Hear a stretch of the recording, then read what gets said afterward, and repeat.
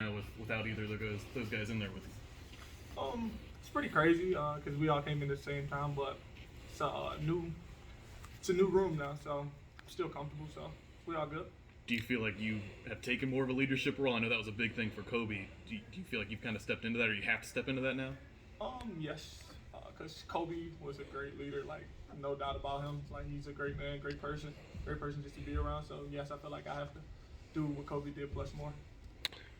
Take us through what it's like playing for Kerry Combs and how much coffee do you have to drink to match the energy? Coach Combs, been with him for like what, 2 weeks, a week now, maybe. I feel like he's a great dude. Like the techniques he's been teaching us is perfect, like great. I just love his energy. Every time I see him, he got a cup of coffee, so he's like always upbeat. So yeah, I just love Coach Combs. He's a great coach, great guy. There's obviously voids now in the boundary on the field side. Do you have a desire to be in one of those spots, or do you want to stay in the nickel spot? Whatever I need to do to make the team better. This is what I'm gonna do. I really don't mind playing wherever. Coach talked about moving all of you guys around, playing all the different spots, how they're a little interchangeable. Has the scheme changed at all that allows you to do that, or is that just with the turnover on the roster moving you guys around? We still got a bunch of pretty good corners on this team, so it's just what it is. What it is. Kobe and Ma gone, so we got to fill the places. You were kind of, you wanted to be outside when you first started playing the nickel, right? Everybody wants to play outside. Have you grown accustomed to kind of love it that now that you've played it so much? With me playing nickel, when I first got here, I really didn't mind. I played nickel in high school, so it wasn't a big turnover for me. Playing outside corner to playing nickel corner, I think they're both the same thing. They both got corner in it, so you do the same job as the corner. So I'm perfectly fine with it. Wherever the team need me is where I'm gonna play at.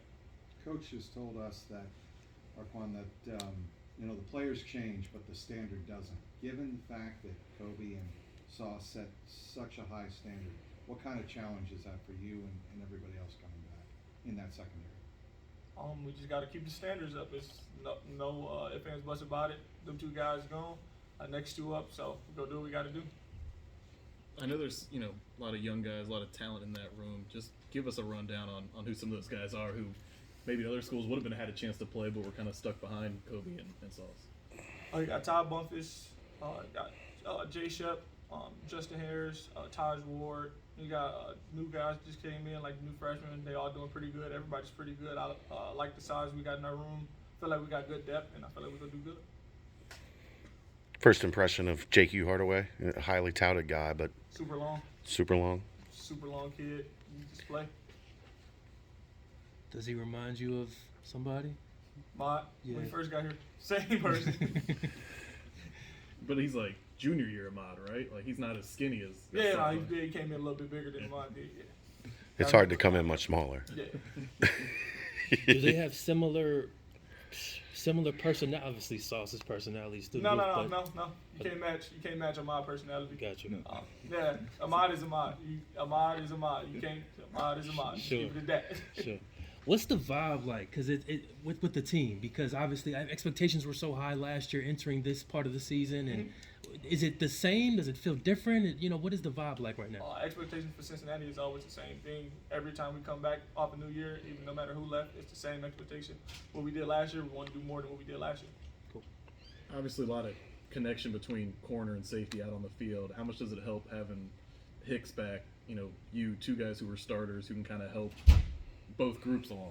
When me and Hicks back, it helped us communicate better. So we can get since he's gonna be wherever he at and I'm where I'm at, we can communicate on our half of the field and make sure everything's playing out how it's supposed to play out.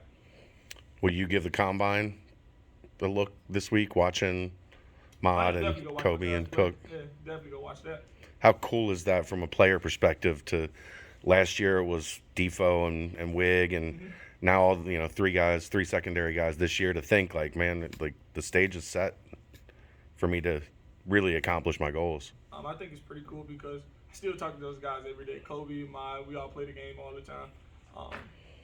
So I think it's pretty cool that I'm gonna be able to watch them do their combine stuff with the NFL and stuff like that, and see them go on to be great players. How much does it motivate you? Motivate me a lot because I came in with those guys and those are my buddies. Oh my God, still we talk every day, like I said. So I just want to get to where they at, because they're doing everything right. So I just want to be on their level. more from a leadership perspective, Hicks, Malik, Jabari, having those guys choose to come back, how much does that help the whole defense as a whole? Big time, because now we got guys back everywhere. So that is like it is what it is at that point. Those guys are going to hold their groups accountable for everything, so nothing is going to be lacking. How much talent is on this defense that people just don't realize yet? They don't know yet because we haven't seen them. It's the same plus more. Any other questions? Cool. Thanks, Arquon. Thanks, Kim.